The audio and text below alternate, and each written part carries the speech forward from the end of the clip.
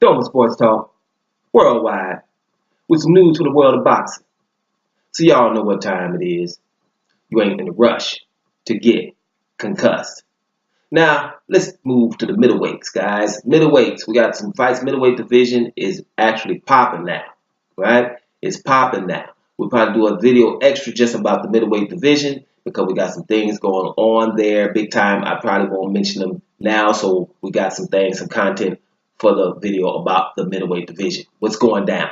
But we will talk about one middleweight right now, and I think he's the #1 middleweight in the world if you were talking about currently, and that would be Daniel Jacobs, right? The Miracle Man, Daniel Jacobs. We know Daniel Jacobs in the house, man. Daniel Jacobs, man, what is he? He's 34 wins, 2 losses, 29 KOs, and the man continues to do things that the guys around him or some of the guys who are in front of him are not doing, and that's fighting undefeated fighters, right? His next fight, this is why I put him there right now, is against Sergey Derevyanchenko, the IBF mandatory. That's Sergey Derevyanchenko, 12-0 with 10 knockouts, and baby, he's from the Ukraine.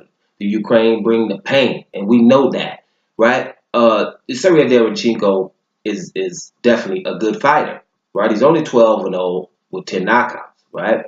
But like I said, he's from the Ukraine, and he's done something to Derevyanchenko Johnson, which is his biggest scout.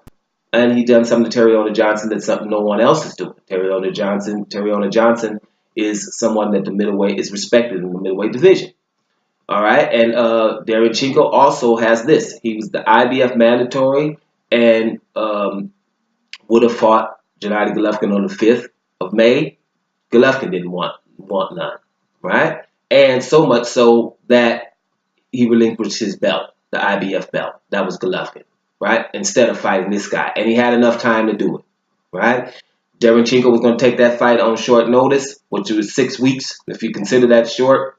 Gennady Golovkin, who was already training for Canelo, let's make sure that's clear, already training for Canelo, didn't want to take this fight with this guy, and this guy is also a short right-handed guy. So there's really no excuse there, because Canelo's GGG's training camp would have been significantly longer than Derevyanchenko, and Derevyanchenko was ready. So because of that, you know, you have to make sure that's clear, that it's a reason why Gennady Golovkin didn't want to take this fight. So this is the fight that Daniel Jacobs is going to take for the IBF title. Now, make sure that people understand this. Daniel Jacobs was the WBA mandatory. He did not have to jump into the IBF to fight this guy, but he wants a title. So he's going to extra to do this. And Derevyanchenko's undefeated, just like the last 4 guys. This will be his 5th guy that's undefeated in his last 9 fights, like 4 in a row. And this Malik Selecki, his last fight. Now, who's Selecki? Well, Selecki was undefeated, first of all. Selecki had beat a guy, Jack Kolkai, a German guy. Not easy to beat. He was a junior middleweight, moved up to middleweight, but a very formidable opponent. You will see this. If anybody knows about boxing, check Jack Kolkai. It's not easy to beat. Selecki beat him. And he beat an undefeated Hugo Centeno Jr.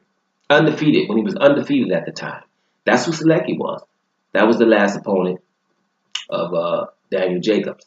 He's one undefeated after another. Arias before that, right? And Golovkin before that. And he arguably beat Golovkin. And I'm not talking, you know how you say arguably, and it's like not really just 2 people arguing. That's not what we're talking about here. We're talking about a whole heap of people, all of England, the whole English feed. If you watch that fight, and watch it in England, in English, right? I'm talking about English from England, right? The commentators and everyone had Jacobs winning that fight, so that they're not all crazy or biased in some reason. So that was a close fight. And here's what's the kicker. Gennady Golovkin does not or did not have to address that fight. There was no outrage. You know that some of that Tim Bradley beating Pacquiao fight where there was outrage, or that Andre Ward beating Sergey Kovalev and it was outrage. They had to have a rematch. Golovkin barely squeaked past this guy, and there's no one that wants to see the Jacobs fight again. It's ridiculous. Right? This is boxing for you, though. That's that BTBG I told you about. Now, that's the kind of things this guy's going to. So my point about this guy is this, right? He's also stopped Caleb Truex, right? Now, You know, Jacob stopping Truex. You know, well, who was Truex? Well, Truex was probably undefeated or only had one loss at the time that he was stopped. Truex went up to the weight division and beat your boy, I forget his name right now, but we know who he is, DeGale, James DeGale. He beat James DeGale for the title in the higher weight division. So Daniel Jacobs right now has to be the #1 middleweight because we know about the other fights that are going on with Gennady Golovkin and Canelo, and because of these guys, because of Gennady Golovkin's behavior, Golovkin, because if this was a year and a half ago, Gennady Golovkin probably would have that hands down, and no one would be thinking about it. Now, but it's not blasphemous now to say someone is a better middleweight than Gennady Golovkin right now. It's not, because his behavior is glaring. And he's fighting Canelo, which people say the name Canelo, and we're so blind by that because the media is telling you that that's something awesome. But Canelo has not beat anybody at middleweight, so he shouldn't be regarded as such. He hasn't. He was fighting at 155 and then 154, and he wasn't even the best at 154.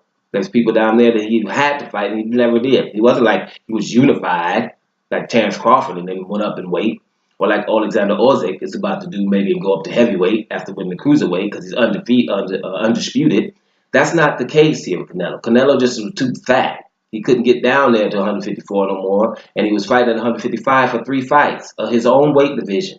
It goes from 154 junior middleweight to 160. He's fighting at 155, and everybody says it's okay. Even called it Canelo weight. I've talked about that several times. So those guys can't be in front of a Daniel Jacobs. Not even Golovkin anymore. And Golovkin is in pound for pound listed anywhere from #1 to #3 still, even after people saw him do what he did on May 5th, fighting people that he didn't have to. And this whole division is sitting there. So you have to put Gennady Golovkin at probably #2 still and see what he does after the Canelo fight. First of all, he beats Canelo, and then what does he do? Because the middleweight division, it's a lot of things going on. And sooner or later, through these fights that are happening, people are going to start seeing, well, we just can't keep calling Gennady Golovkin the best one when he's not trying to prove that anymore. He's not trying to prove that he's undisputed because it's harder to do right now because some names there. And, you know, he doesn't seem to want to fight any of his mandatories. We can't continue to call him the best if he's not willing to face the best. And Daniel Jacobs is doing that constantly. So we cannot ignore that, especially now we won't do it here, but it's time for people to start saying someone else is the best middleweight, and then we might get that fight that Gennady Golovkin will say, well, wait, hold up, ain't nobody going to be called better than me, and maybe his ego will kick in and he will want to fight Jacobs again. But remember what he said after the fight with Daniel Jacobs, him and his team. We're not addressing that to 5 fights or more down the road. And I told you what that meant. That meant never. So if that's the case, Daniel Jacobs is #1 middleweight as of now. Doma Sports Talk, worldwide. And I'm up out of here, y'all.